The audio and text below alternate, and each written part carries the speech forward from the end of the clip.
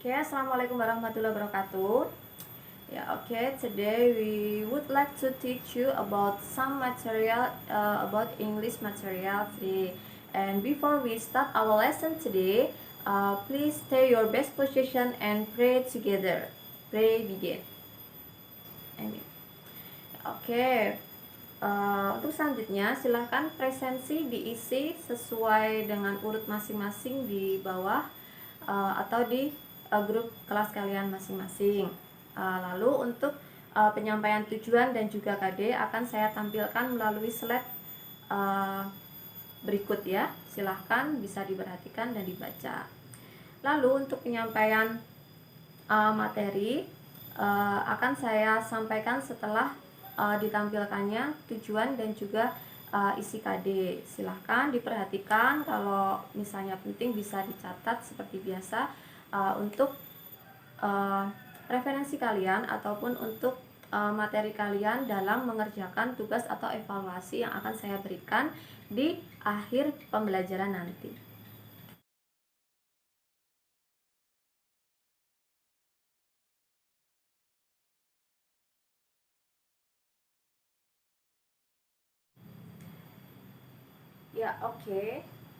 Kita berlanjut ke materi kita hari ini ya. Materi kita hari ini adalah materi terakhir atau materi ketiga dari subbab atau dari chapter 5 di KD 3.5 dan 4.5. Nah, sebelum saya melanjutkan atau saya membuka materi kita hari ini, saya akan mengulang materi kita yang minggu lalu. Nah, materi kita minggu lalu yaitu tentang congratulation card.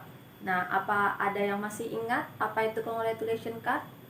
Ya, congratulation card yaitu kartu ucapan untuk memberi selamat atas kesuksesan, atas keberhasilan, ataupun atas perayaan orang lain. Nah, contoh-contohnya dari congratulation card itu banyak sekali.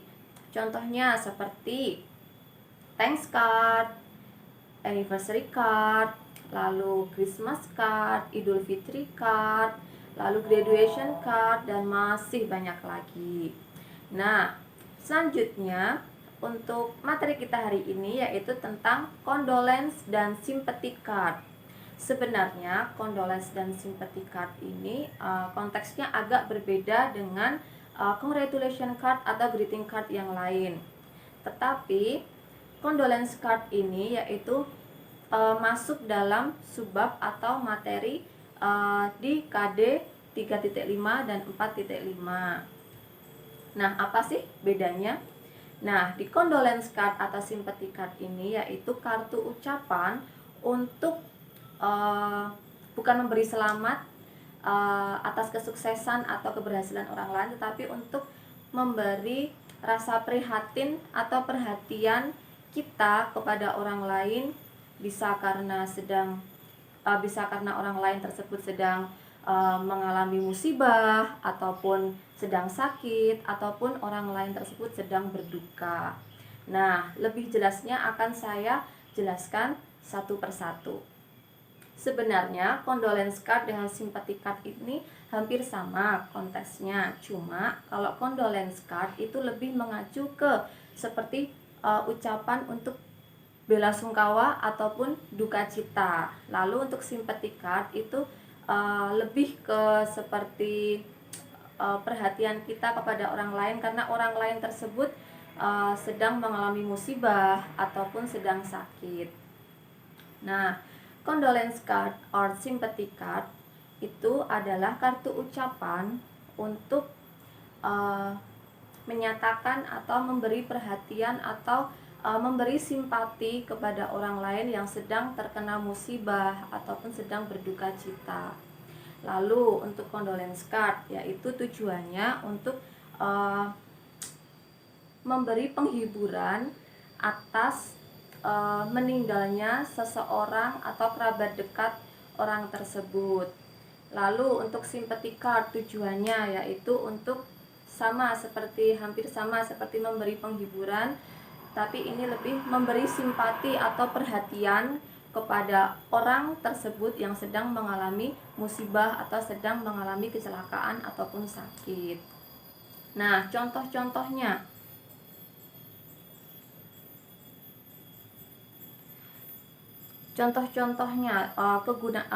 Untuk contoh-contohnya nanti akan saya tampilkan di akhir, contoh-contoh dari condolence card dan juga sympathy card. Nah, ini untuk kegunaan condolence dan sympathy card, yaitu untuk memberi ucapan simpati kepada orang lain yang sedang bisa sick atau sakit. Kedua, disaster, accident, or bad news, yaitu bisa karena musibah, bisa karena kecelakaan atau berita buruk. Lalu yang selanjutnya passing, died atau departed people, yaitu orang yang sedang meninggal, yaitu mengucapkan bela sungkawa atau berduka cita atas meninggalnya orang tersebut. Nah, untuk pengucapan atau untuk kata-kata dalam penulisan condolence card ini juga harus berhati-hati, karena dalam penulisan seperti menuliskan kata meninggal itu harus dengan kata yang sopan. Nah, itu bisa meninggal atau died itu bisa diganti dengan pass away, passing, contohnya seperti itu. Lalu condolence atau berduka cita atau bela sungkawa, yaitu turut berduka cita atas meninggalnya siapa itu. Lalu sorrow at for over, itu hampir sama dengan condolence, yaitu berduka cita. Sorrow itu seperti kesedihan yang mendalam, saya turut berduka cita atas meninggalnya, contohnya seperti itu. Lalu untuk ungkapan atau ekspresi yang digunakan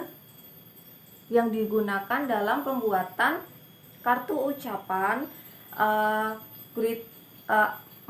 kartu ucapan condolence atau sympathy card. Nah, contoh-contohnya sudah saya tampilkan. Nah, saya akan mereview atau membacakan beberapa saja. Contohnya, our deepest condolence to you upon the passing of your maybe your grandmother. Itu artinya seperti saya ikut berduka cita yang mendalam kami kepada Anda atas meninggalnya kakek kamu ataupun nenek kamu ataupun saudara kamu, seperti itu. Lalu so sorry to hear of Mr. Bob passing, turut berduka cita atas meninggalnya Mr. Bob. Lalu contoh lainnya seperti please accept our heartfelt sympathy on the loss of your loved one. Tidak ada kata-kata yang bisa mengungkapkan betapa sedihnya kita mendengar kematian bos Anda ataupun saudara Anda. Nah, kata-kata misal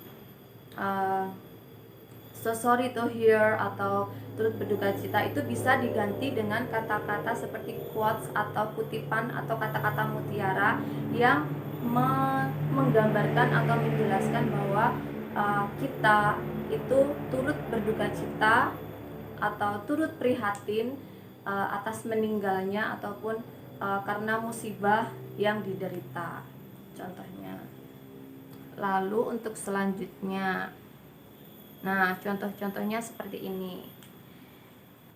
Deepest condolence and heartfelt sympathies to Drs. Ihsanuddin Saputra and family, the headmaster SMP Satriatama Purbalingga on the recent bereavement of his beloved wife. Nah, contoh yang selanjutnya yaitu I have no words to express how deeply sorry I am to hear about your grandfather. I'm in shock to hear this news. My prayers and thoughts are with you all during this horrible time. I love you and please give him a big hug from us. I would love to fly or drive down and take care of your kids if you need me to. Just say the word. Oke, materi sudah saya sampaikan. Lalu untuk kesimpulan atau conclusion about this material today akan saya bagikan melalui ringkasan materi yang akan saya share di grup kalian masing-masing. Nah, itu nanti akan membantu kalian dalam sembari menonton video mengajar saya ini dan untuk membantu kalian dalam mengerjakan tugas ataupun evaluasi yang akan saya berikan nanti. Untuk evaluasi seperti biasa ada 2 task, yaitu task 1 dan juga task 2.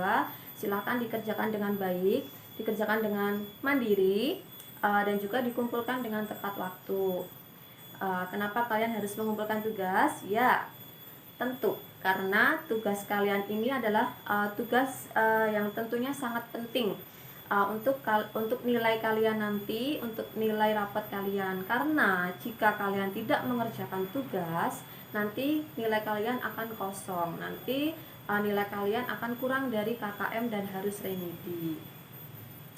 Begitu. Lalu untuk selanjutnya mungkin dari Ibu sudah cukup dari pembelajaran ataupun materi hari ini. Silahkan jangan lupa untuk mengerjakan tugas, jangan lupa untuk selalu belajar di rumah dan jaga kesehatannya. Iya, baik.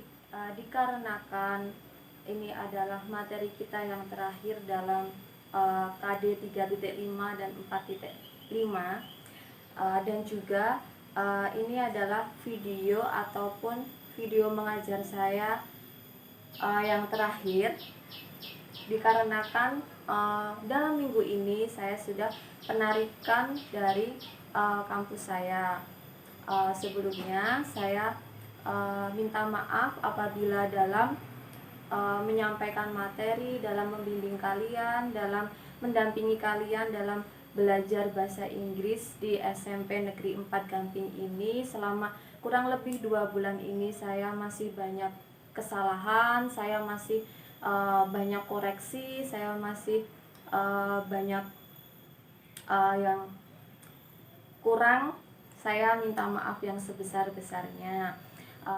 Dan juga saya mengucapkan terima kasih yang sebesar-besarnya khususnya kepada Ibu Teresia Wahyu Purwanti SPD karena selama kurang lebih 2 bulan ini saya sudah mendapat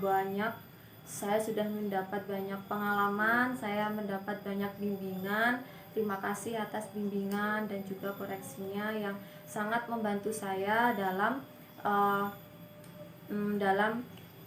kedepannya nanti. Lalu saya juga mengucapkan terima kasih kepada kalian semua, murid-murid kelas 8, khususnya kelas 8B, C, dan juga D yang saya ampu selama kurang lebih 2 bulan ini. Terima kasih atas antusiasnya, terima kasih atas kerjasamanya, terima kasih juga atas kerja kerasnya.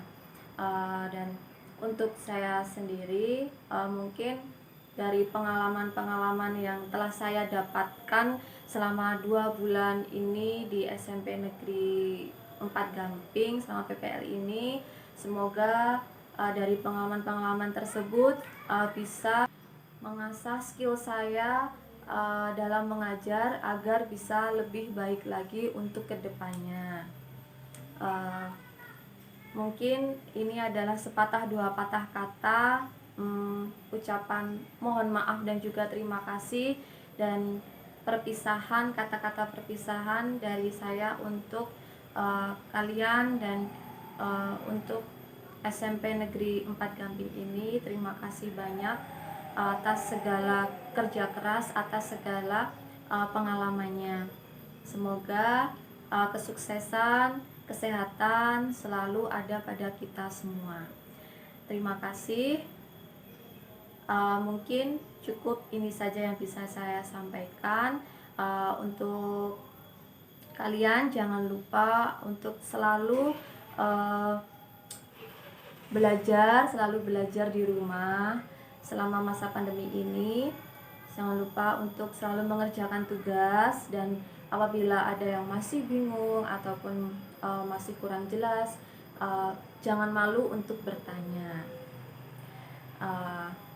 Mungkin itu saja yang bisa saya sampaikan. Terima kasih. Ya, baiklah, sebelum kita menutup pelajaran kita pada hari ini, stay your best position please and pray together. Pray begin. Oke, wassalamualaikum warahmatullahi wabarakatuh and see you.